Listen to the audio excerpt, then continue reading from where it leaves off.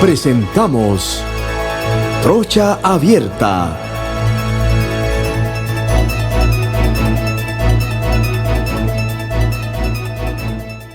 Bienvenidos a todos los que me están sintonizando a través de cada uno de los continentes. Este es su programa Trocha Abierta, el programa ya de mayor audiencia en la franja de la tarde.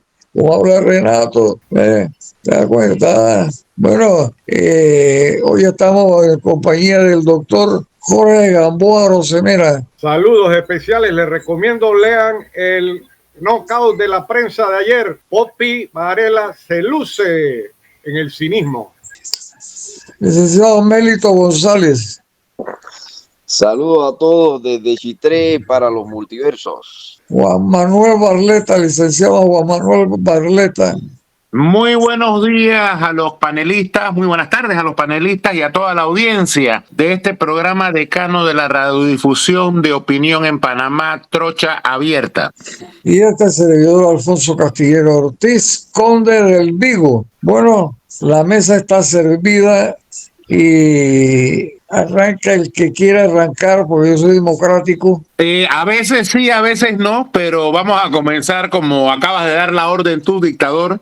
Yo creo que la noticia, hay varias noticias, ¿no? Estábamos hablando antes que se abrieran los micrófonos con el licenciado Mélito, con el colega, con respecto a algunas declaraciones que se hicieron en los medios de comunicación televisivos esta mañana sobre el desastre total de la gestión del ministro del MOP Sabonge, que ha tocado todas las provincias del país, pues. O sea, no hay una sola provincia donde no haya cometido un desacierto, no solamente él, sino el gobierno central, vamos a aclararlo, porque el responsable de la administración de la cosa pública es el Ejecutivo por vía de sus ministros. Pero bueno, definitivamente este señor no metió una. Y así es, y no podemos cerrar los ojos. ¿Qué fue lo que dijeron, Mélito? Bueno, estaban viendo el tema del corredor que le llaman el corredor de las playas ahí en Chorrera. Y la verdad que ellos están usando a un muchacho, le dicen el arquiterror, que es un arquitecto, profesor universitario, pelado joven, un arquitecto nuevo. Y estaba verificando las medidas, miren, no tienen hombros, no hay acera, están perjudicando a todas los residentes de aledaños. Es una cosa, pero espantosa. Dice que ya van 6 muertos en lo que están construyendo esa carretera. Pero eso parece que es una constante, ¿no? Y el comentarista decía, bueno, ahora que no aparezcan diciendo que eso ya lo habían visto hace una semana, 15 días, un mes, como hicieron la otra vez, ¿no? Un caso similar. La salida que se volvió un embudo y que ni tan siquiera pasaba un auto. Exactamente, espantoso, todo en ese proyecto, por ahí es la misma área, ¿no? Entonces millones. Es la misma área y mira, y todas las veces que hace falta un hombro, que hace falta una infraestructura, que hace falta un metro de asfalto en el piso, todo eso ¿qué es? Esos son ahorros, eso es peculado. Eso es para justificar situaciones, para ahorrar plata. Y eso no es precisamente lo que quiere el pueblo panameño. Nosotros estamos cansados de estos juegavivos con los fondos del Estado. Además de la mala gestión, porque la verdad es que pusieron a improvisar un montón de gente en este gobierno, Mélito, y no lo podemos negar. Definitivo.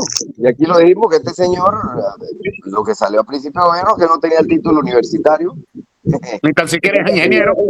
No es ingeniero y pues yo he dicho aquí, para mí hay varios candidatos a salir de su ministerio con grilletes, y para mí ese es el primero que debe ir para la Chirola. Ese es el primero por el desastre que ha hecho. Yo no sé, la verdad, el mandadero de la presidencia. Yo quisiera, hoy me imaginaba cuando esa gente llega a los gabinetes y se reúnen, ¿no? En los gabinetes privados, secretos, porque son privados y secretos, ¿no? Como al mejor estilo de los gángsters de todas las épocas, ¿no? Se reúnen en secreto y ve acá cómo anda el proyecto tal. Me imagino que le dirá, hermano, es un desastre, pero nos vamos a llenar de millones. Eso es lo que me imagino yo, que es lo que hablan ellos allá adentro, ¿no? ¿Cuántos millones te estás echando ahí? ¿Cuánto te estás ahorrando? ¿Cuánto están yendo los bancos? Eso es lo único que yo puedo imaginarme de este desgobierno, que es de este desastre absoluto y total en todos los niveles, en todos los niveles. Miguelito, eso es muy interesante para que el nuevo gobierno sepa, aprenda que hay que caer inmediatamente al que está ejecutando mal, no quedarse con la boca callada. ¿Me explico? Porque el problema de Nito es que se quedó con la boca callada sabiendo que todo andaba manga por hombro, conociendo las denuncias que hacían la población, los periodistas, todo el mundo, y él mirando por otro lado. Como tú dices, ¿no? Debe ser que se reunían para ver cuál era el negocio en realidad y cuánto iba a producir, ¿no? O sea, para mí ese es el trick del asunto. Otra parte de la lista de cosas hechas de terror, todavía existen 1.200 aulas ranchos en las áreas rurales de nuestro país. 1.200 a 25 estudiantes por aula, que puede ser más o menos el promedio. Son 30.000 estudiantes que están en condiciones precarias, paupérrimas, y esos educadores que dan esas clases. ¿Cómo la ministra sale como si nada estuviera pasando en ese ministerio? ¿Qué me dicen de los 6 meses que hay pacientes en la sala de cirugía cardiovascular del nuevo complejo o de la nueva ciudad hospitalaria? 6 meses que los tienen hospedados porque no hay insumos para hacerle los procedimientos. No, esto verdaderamente amerita que la empresa criminal conjunta que nos ha gobernado vayan todos con sus huesos a la cárcel, porque todos son cómplices. Ellos se reúnen en un cuerpo político de decisión que se llama Consejo de Gabinete. En ese Consejo de Gabinete ellos tienen que recibir informe de lo que está pasando todos los ministros y decirle al presidente: oiga, no podemos soportar que el Ministerio de Desarrollo Pecuario no le haya pagado a los productores. No podemos soportar que el Ministerio de Salud tenga tantos centros de salud sin personal o subcentros de salud, que son los que están más sin personal. No podemos soportar que la ministra de Educación tenga 1.200 aulas ranchos. ¿Qué le pasa? Ellos son todos son culpables. Entonces no podemos, definitivamente el nuevo gobierno tiene que tomar cartas en el asunto para hacer que por lo menos se resalta moralmente el pueblo panameño, sabiendo que esos maleantes, idiotas, están presos. Definitivamente la gran problemática de la administración Cortizo es una sola, doctor, y solamente tiene una palabra: incapacidad. No se le puede dorar la píldora al pueblo panameño con respecto al desastre que todos hemos sido víctimas en este quinquenio. No podemos mirar para otro lado, no podemos sentir espanto, no podemos disimular las cosas, no podemos tener amigos tan siquiera, porque realmente, mira, hay gente que lo hizo bien, pero la gran mayoría de las actuaciones del Estado en este quinquenio han sido desastrosas. Estoy leyendo aquí el Paquín este que sale todos los días, que se llama La Prensa. Paquín, porque ellos usan este periódico como le da la gana. A veces publican cosas que son verdad y a veces publican cosas que son mentiras. Por lo tanto, la credibilidad se les fue al piso hace rato.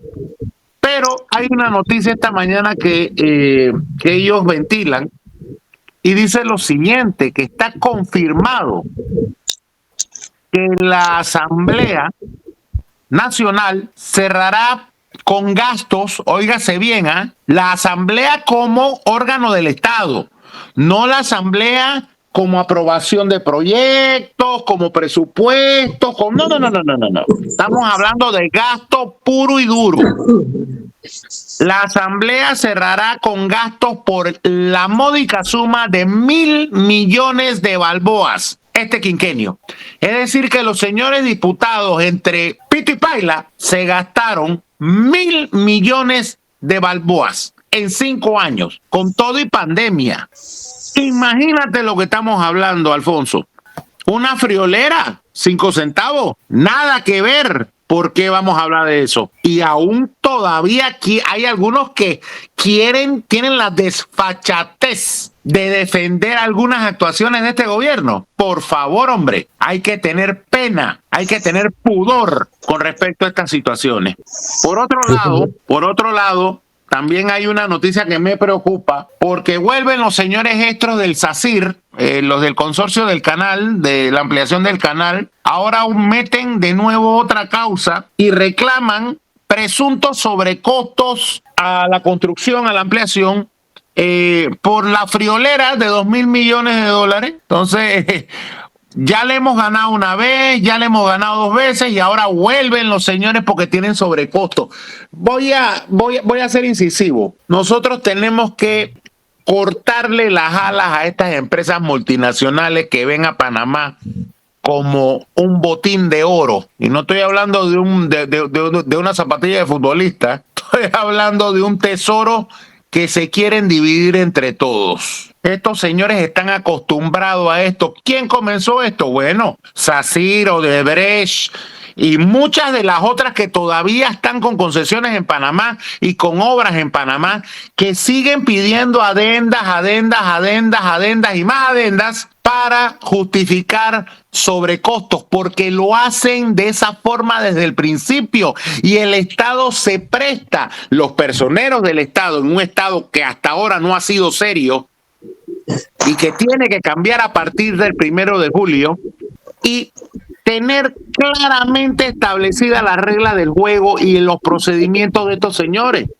Estos señores te hacen unos proyectos que no tienen ni pies ni cabeza, porque nos ha tocado a nosotros en la empresa revisar algunos de los planos y algunas de las obras que ellos presentan a las licitaciones públicas, que son, no digamos elefantes blancos, son total y completas locuras, pero se presentan de esa forma para precisamente que nunca el presupuesto asignado para la obra les alcance.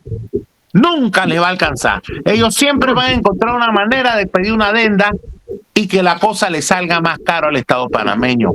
Pero eso es culpa de ellos. No, ellos son unos piratas que vienen de afuera, la gran mayoría. Pero nuestros propios políticos, nuestro propio ejecutivo, nuestros propios funcionarios se prestan para cerrar un ojo y decir sí, sigan así, porque de algo se caerá de la mesa y nos hará bien o nos pondrá felices. Esto no puede seguir así.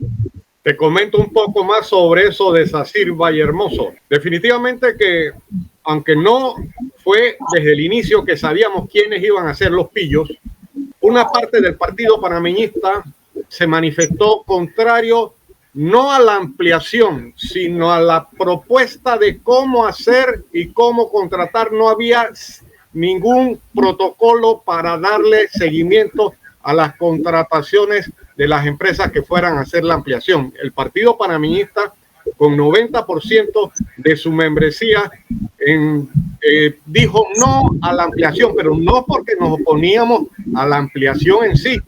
Si a ti te dicen que te van a hacer una casa para vivir, estás feliz, pero no que vayan a usar la casa para robarte mucho más. Entonces, eso es lo que decíamos. Después que terminó el referendo, que ganó el sí, y Juan Carlos Varela, a pesar de que el partido decía no, Varela decía sí, y Mireya y José Miguel Alemán se fueron contra el partido y dijeron sí. Bueno, después vino las contrataciones. ¿Ustedes se acuerdan del señor Jorge Llueca, el señor Manduley, Fernando Manfredo, que no eran políticos de ningún partido? O podrían tener alguna afiliación, pero también ellos se oponían por lo mismo, porque no habían protocolos para proteger la contratación de la acción de hacer la ampliación. Y miren, van 18 años de aquello y todavía seguimos en la pata de los caballos revolcados con estos pillos, como tú bien lo dijiste, Juan Manuel Barleta. Entonces, ¿qué? Aquí Panamá no puede seguir pensando en ilusiones, en pajaritos preñados. Hay que verdaderamente formalizar las cosas. Y eso que dijiste de la asamblea todos los años se ponían presupuestos de 120, 130, 140 millones de dólares, pero con traslados de partida pasaban de los 200 millones por año. ¿Y quién hacía su venda? ¿Quién permitía esos traslados de partida? y el contralor, el gabinete y el contralor, señores. Entonces aquí hay pillos de sobra que, mira, habría que sacar por lo menos un pabellón de la joyita o de la joya para meter a los pillos que tienen que entrar. Porque los que están son menos pillos que estos.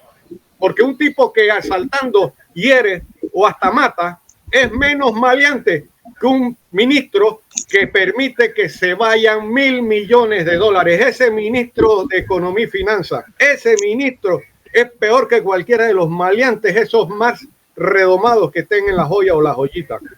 Pero se va a ir bien, se va a ir, cuidado que hasta le hacen homenajes. Señores, no nos enfocamos en lo correcto, no nos enfocamos en ver todo el panorama. La ministra de Educación es una señora que, mira, en la imagen me simpatiza, pero esa señora ha permitido todo un desgreño de ese ministerio. Entonces, ¿qué vamos a hacer con esa gente? Y después, miren, quién está de vocero de José Raúl Mulino, el señor Alemán Chuleta. Chuleta, ¿cómo le permiten ser vocero o ser asesor de José Raúl Mulino? Asesor. Sí, asesor de José Raúl Mulino, un tipo que con Martín Torrijos y Catín Vázquez desafectaron la cuenca hidrográfica occidental del canal y que ahora el canal padece y la población padece por falta de agua para usar para el canal y para las potabilizadoras que necesita la población.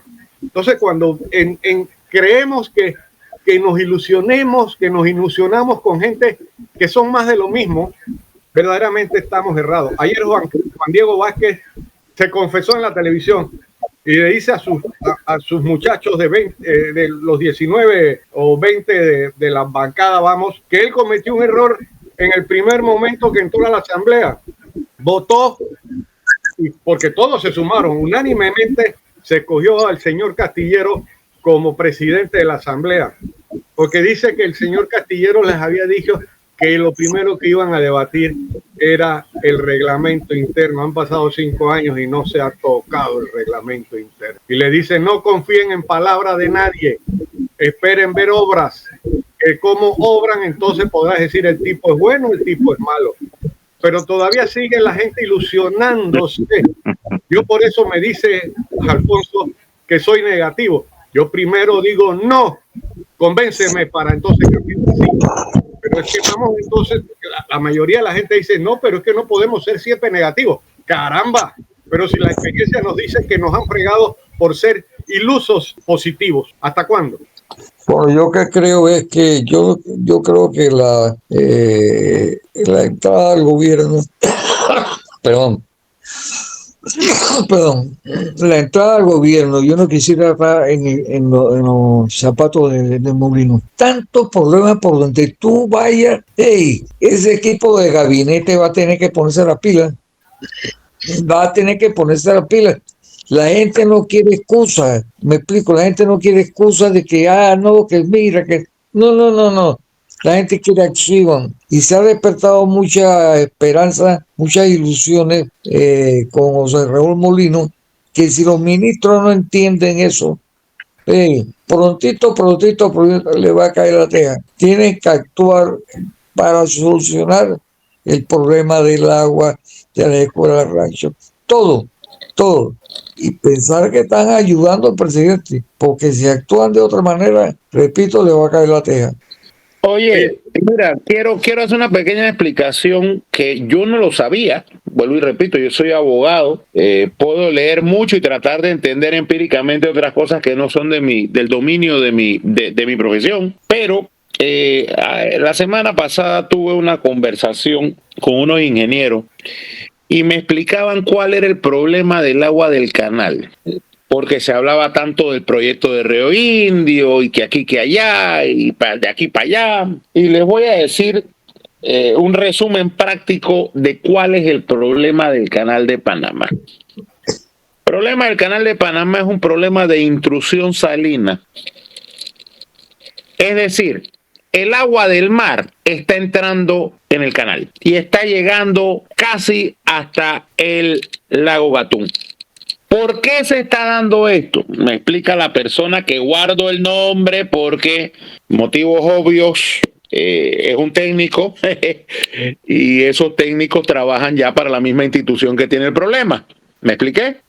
El señor me decía lo siguiente: cuando los norteamericanos procedieron a entregar el canal a la jurisdicción panameña, a nuestro dominio, dejaron una biblioteca entera de manuales en la cual se contemplaban una multiplicidad de situaciones que se podían dar con el canal. Y dejaban los planes de contingencia. Si pasa esto, haz esto. Si pasa lo otro, haz esto. Y así sucesivamente, pero volúmenes y volúmenes. En el tema de la intrusión salina, que ya lo veían venir, dejaron creo que 5 volúmenes muy voluminosos, si mal no recuerdo ese fue el número que me dio el ingeniero, en la que se establecían exactamente los planes de contingencia con respecto a este tema. ¿Qué pasó? Llegó SACIR, hizo un diseño, dijo que ahí iban a reutilizar las aguas que se estaban perdiendo, el agua dulce que se estaba perdiendo en cada tránsito del canal. Hicieron unos movimientos de tierra, hicieron unas piscinas, hicieron una serie de cambios al curso del canal, y esos cambios al curso del canal permitieron que el agua salada comenzara a entrar hacia las esclusas, en vez de lo que pasaba con el diseño original, que todas las veces que la esclusa se vaciaba, impulsaba el agua hacia el mar. Es decir, era agua dulce hacia agua salada, no presión de agua salada hacia agua dulce. Eso, por supuesto, se limpiaron la frente y las narices con eso y aprobaron lo que ahora SACIR reclama de una obra faraónica que los gobiernos de turno en su momento aplaudieron y permitieron, sabiendo perfectamente que ya se había dicho que iba a pasar. Entonces, ¿qué es lo que es el famoso Río Indio? Aparte de que Río Indio está fuera, como tú bien dijiste, doctor, Río Indio está fuera de la área de control del Canal de Panamá. Lo sacaron de la cuenta hidrográfica del Canal de Panamá. Ahora están... tarea del nuevo gobierno es volver a meter Río Indio dentro del área del canal. ¿Por qué?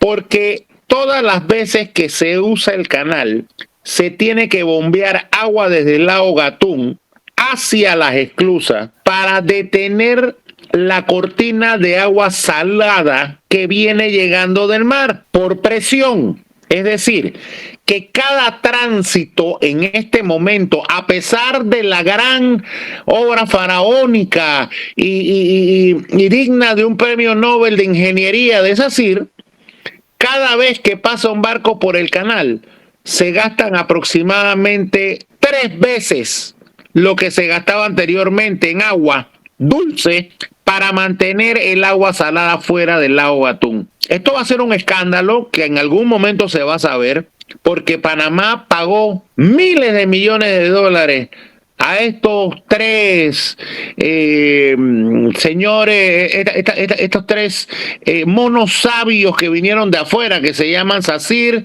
bueno, unidos por el canal, SACIR, Jean de Null y otra compañía que se llama Webbuild. Icusa fue traidor a los intereses de Panamá. ¿De quién excusa?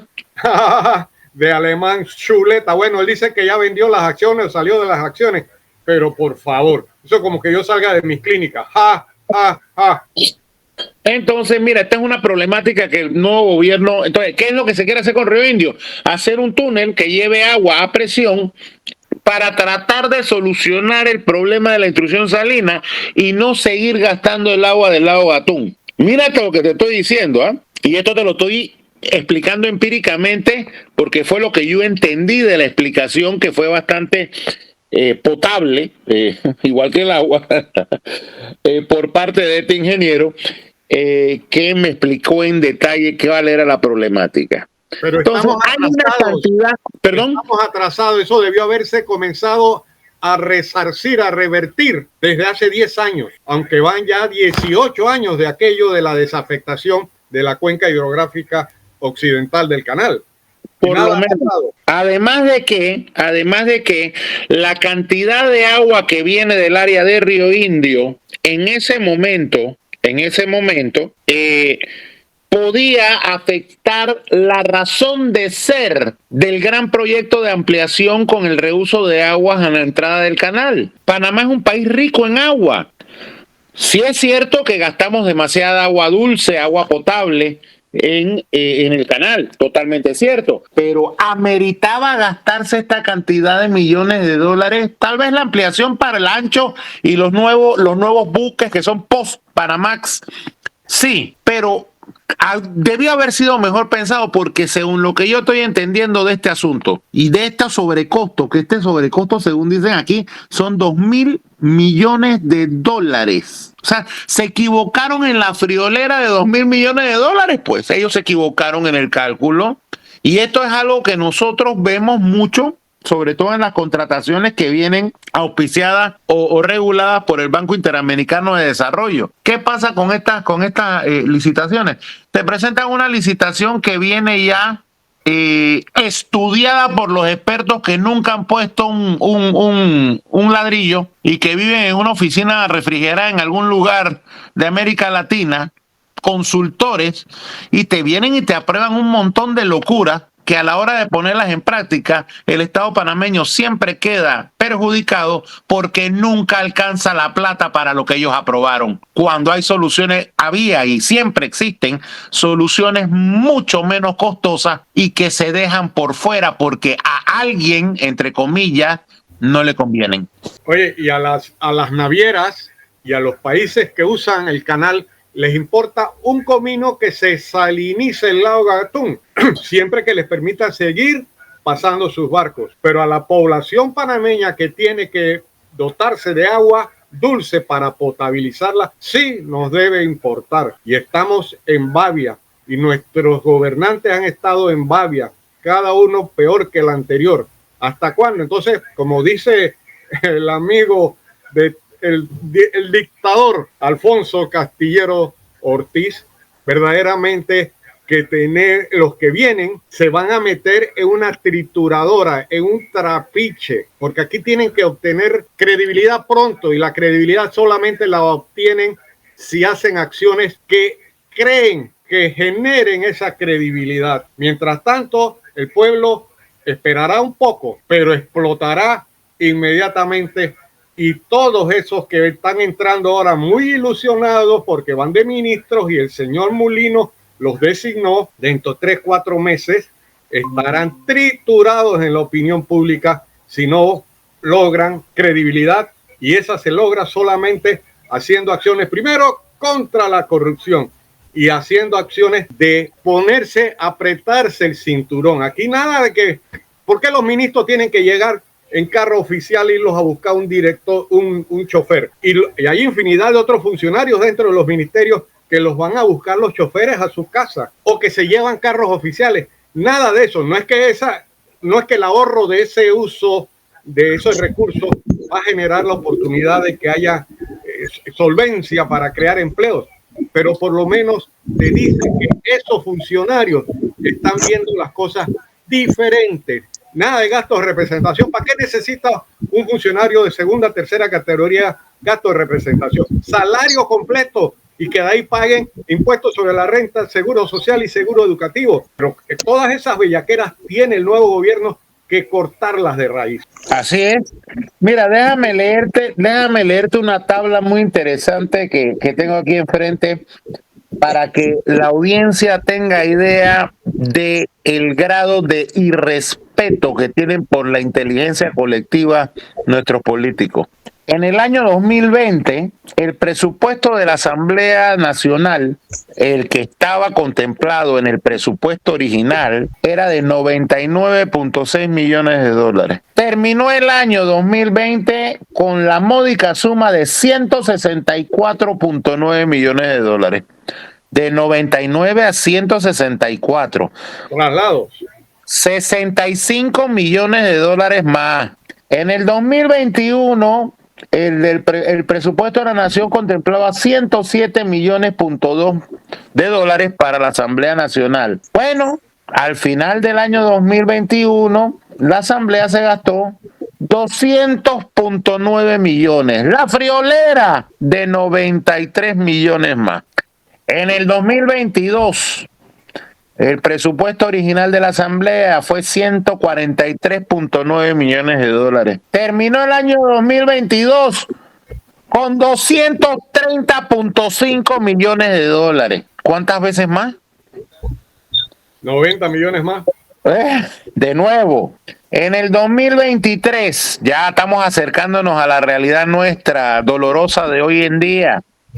En el 2023 el presupuesto fue de 150 millones de dólares y terminó con 188.9. Esta vez se portaron bien los muchachos y nada más se gastaron 38.9 millones de dólares de más. Y en el año 2024, en el cual se acabó la fiesta y es el año del Hidalgo, ya ustedes saben qué quiere decir el año del Hidalgo, ¿no? Que se friegue el que deja algo. El presupuesto de la Asamblea aprobado fue de 150 millones de dólares y estamos terminando ahora, a la fecha de hoy, con la módica suma de 165.4. Quiere decir que solamente este año se gastaron 15 millones de dólares, .4 de más. Espérate, pero eso era para el año completo y la ley les dice que ellos tienen que gastarse solamente la mitad, porque ellos están en el año fiscal la mitad del tiempo, salen en junio. O sea que los que entran no tienen ni dónde caerse muertos. Entonces, la pregunta es, ¿qué pasó con los diferenciales de todos los presupuestos que acabo de leer? ¿Dónde quedó ese dinero? ¿En qué dónde quedó? Todo el mundo sabe dónde quedó. Primero que todo y en orden, en el bolsillo de algunos carcamanes que todos conocemos. Segundo, en planilla estatal, sin justificación, sin sustento, sin atribuciones, sin capacidad, sin imaginación y sin absolutamente ninguna posibilidad de hacer un buen trabajo. Se lo gastaron y ya. ¿Y qué vamos a hacer con ellos? Nada. Pero eso tiene que acabarse, doctor Gamboa. Indudable. Aquí la gente tiene que tener responsabilidad sobre sus actos. Aquí no es esto no es esto no es una fiesta, aunque siempre se ha llevado como una fiesta y esta gente llevó la fiesta a unos orígenes, a unos límites enormes. Mira, yo siempre escuchaba cuando a mitad de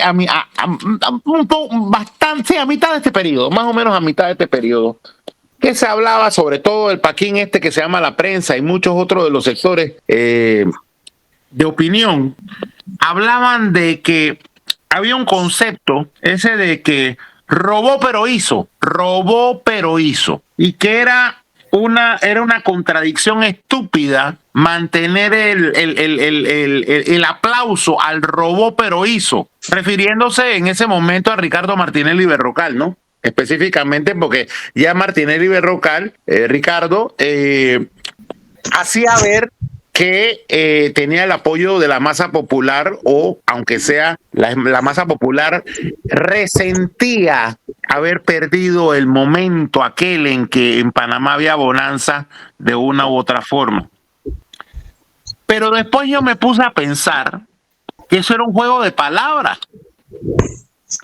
Yo creo que peor que robó pero hizo es robó pero no hizo. Claro. Y robó pero no hizo pasó en la administración Varela. Y robó pero no hizo está pasando en la administración Cortizo. ¿O no? Vamos a guardarnos un poquito, vamos a ser un poquito cautos con las palabras, ¿no? No utilizó correctamente los fondos del Estado, para no utilizar esa palabra con que comienza con R y termina con O. Así que bueno, señores, si no se endereza el rumbo de este país, como decía mucha gente, no recuerdo exactamente el autor, usted sí lo debe recordar, el doctor Gamboa, que además es historiador. ¿Quién decía que si quieren conocer a Panamá vengan ahora porque se acaba? Rufino Cuervo, colombiano. Entonces, a Panamá trataron de acabarlo de la manera más astuta y más perniciosa posible. Gracias a Dios hemos llegado a un momento en que las condiciones políticas han cambiado. Ya no hay una asamblea monolítica en manos de 3 bribones que pretenden seguir pelechando y haciendo lo que le da la gana con los dineros del pueblo panameño. Ahora tenemos una bancada independiente, una pequeña bancada del PRD disminuida y debilitada, una bancada del Partido Panameñista disminuida y debilitada también, en la que los acuerdos para llegar sobre todo a los puestos de decisión con respecto a los fondos públicos, Comisión de Presupuesto, Contraloría General de la Nación, etcétera, etcétera, etcétera, van a tener que ser muy bien consensuados y convencidos para que pasen por el tamiz necesario de la fiscalización pública.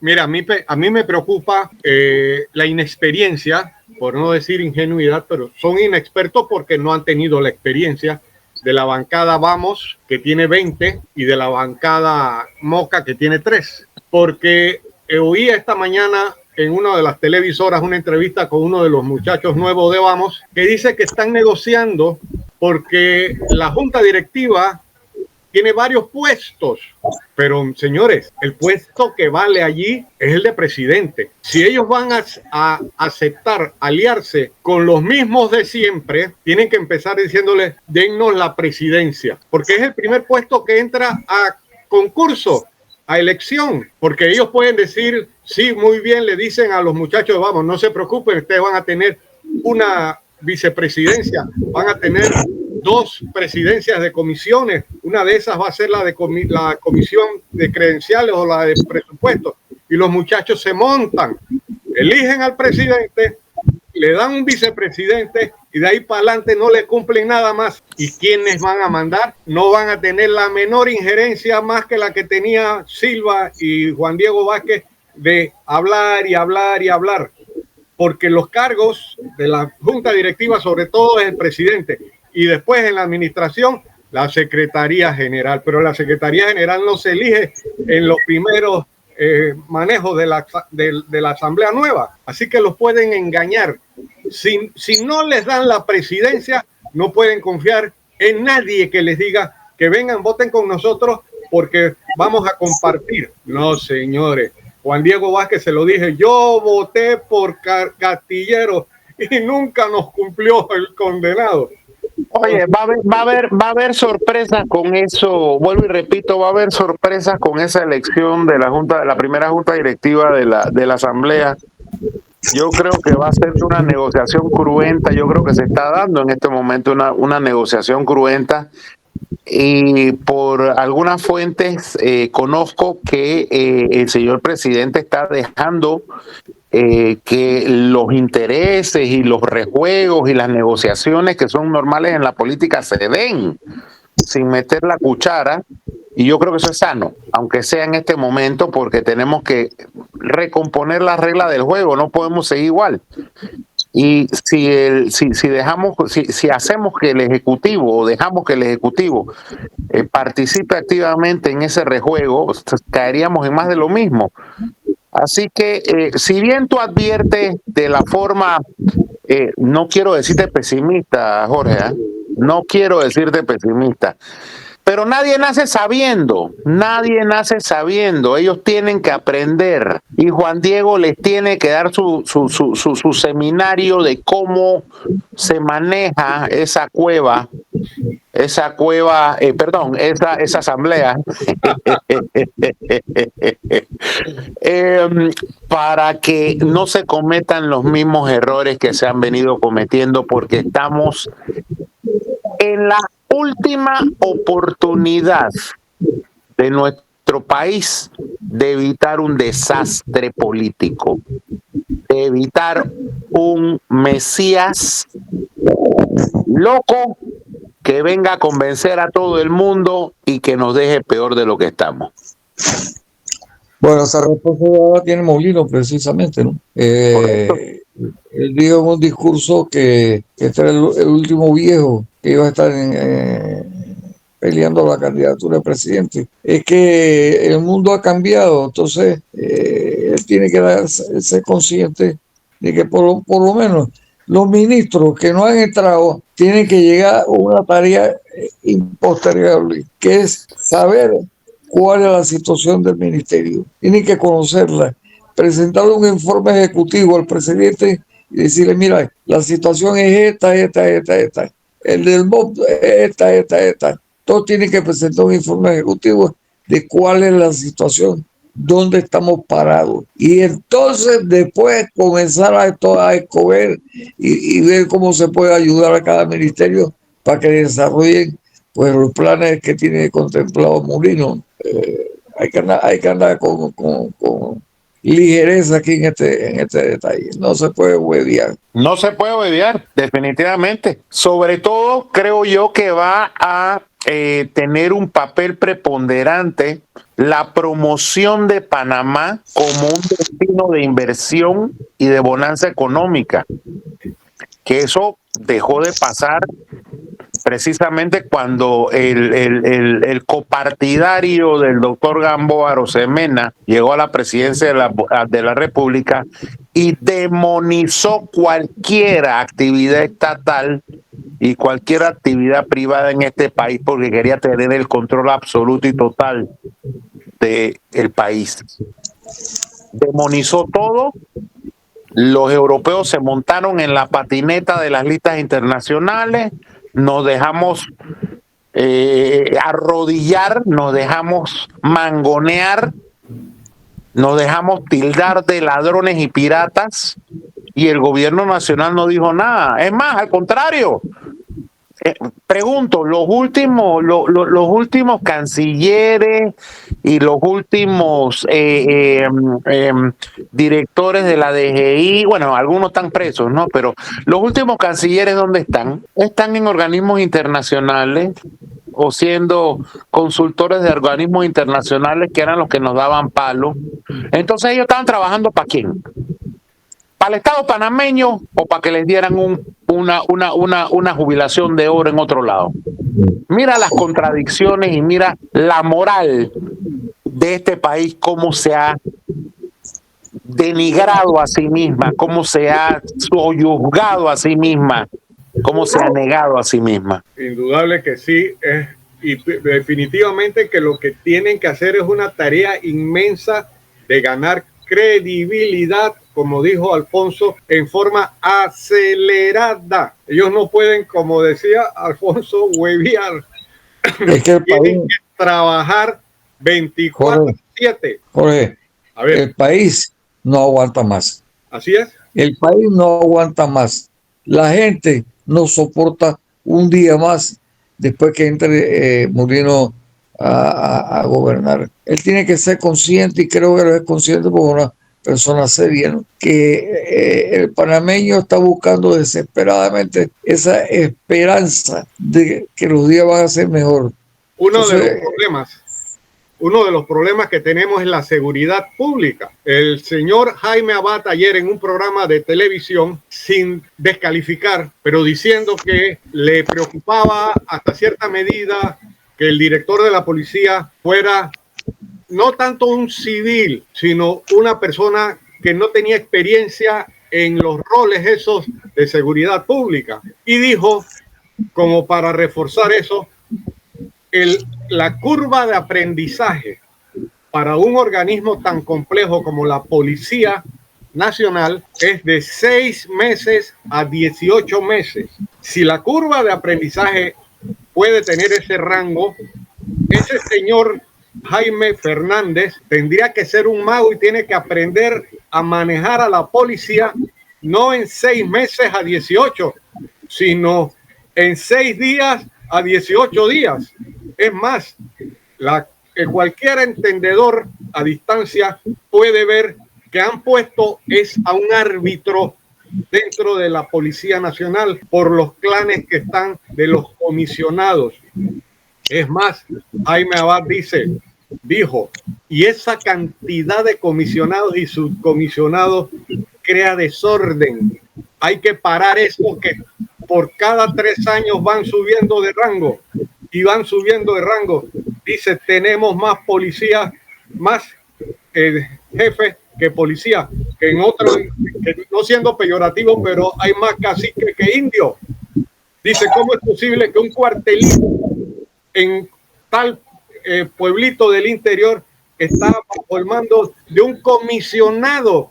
¿Cuánto gana un comisionado para manejar a 10 hombres que tiene bajo su mando en ese cuartelito? Es un absurdo todo lo que nos ha pasado en los últimos 15, 20 años, 30 años, desde que empezó los nuevos gobiernos llamados democráticos.